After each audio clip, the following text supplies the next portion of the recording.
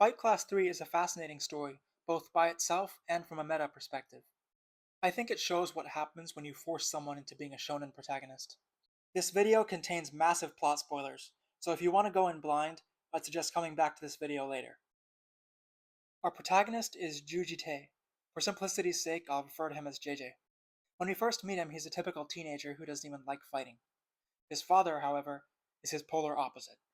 An incredibly powerful figure, Judegok kidnapped JJ's little sister 7 years prior to the events of Fight Class 3. JJ enters Namel High School, and the main plot begins when he gets into a minor disagreement with Kim Dong-won. Kim is a member of the school's fight class. Partially due to his genetics, JJ has a knack for combat, and he's able to dodge a lot of the incoming punches. Before the fight can get any worse, both parties are stopped by Maria de Cascos. Maria is one of the strongest characters in the verse. Everyone's afraid of her because she was a former member of the titular Fight Class 3. Later on, Maria identifies JJ as being Daegok's son and becomes interested in his potential. She extends an offer to him to join the fight classes, wanting to turn him into an extremely powerful Jujitero. After multiple tries, JJ finally accepts when she mentions these skills could help him find his sister. Maria decides she'll train JJ for his initiation, which will be a sanctioned fight against Kim Dong-won. After researching jiu-jitsu to know what he's getting into, JJ becomes impressed with the art. Unfortunately, on his way home from school, he's attacked by Dong-won's friend wearing a mask, who breaks his ankle to make sure he can't enter the admissions test. Then we get some exposition about the structure of the fight classes. Fight classes 1 and 2 are focused on creating strong martial artists. The strongest members of classes 1 and 2 are supposedly taken to the isolated Fight Class 3. Fight Class 3 is rumored to be a way to host underground Vale Tudo matches between students. After learning how everything works, JJ starts training with Maria. She teaches him 3 major skills.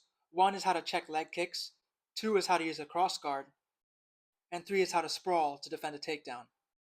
Then the two of them come up with their final strategy for the admissions fight. JJ is going to use a flying armbar to counter Dongwon's boxing. But while spying on their training, Dongwon hears of this plan, so we know it's not actually going to work. Then comes the day of the fight. All of Maria's taught skills come in handy. JJ lasts the first round by checking low kicks and sprawling against takedowns. During the second round, he tries and fails to use the flying armbar. He's then outboxed and knocked down again.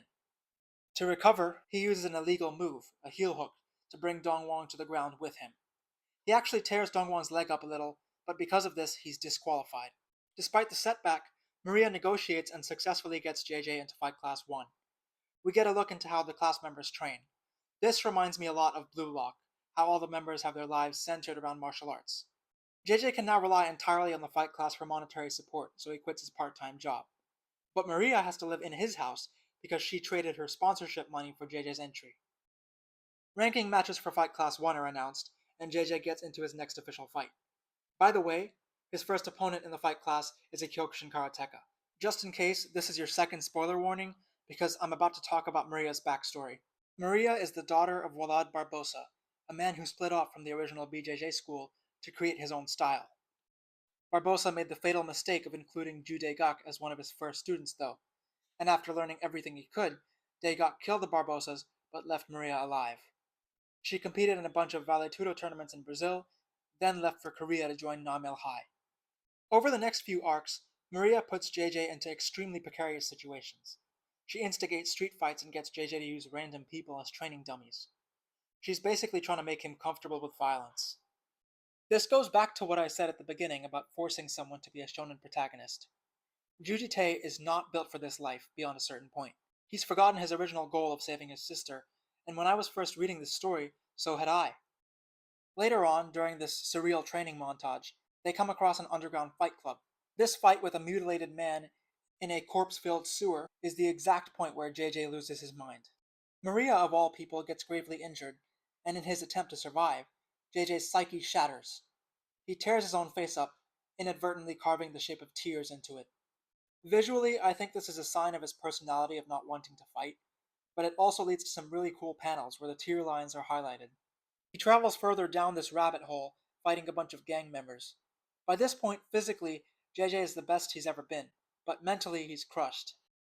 Before this arc, we were shown hints of JJ being crazy or bloodthirsty, but they really only ramped up further into the training arc. The first time I read this, it seemed like in one appearance he was just stressed out, and the next time we see him he's fully insane. but when you look for clues, it's really quite obvious. I still think writing this so that JJ was a little crazy from the beginning would help its pacing. It's an interesting concept to have a shonen protagonist who isn't built for a shonen storyline.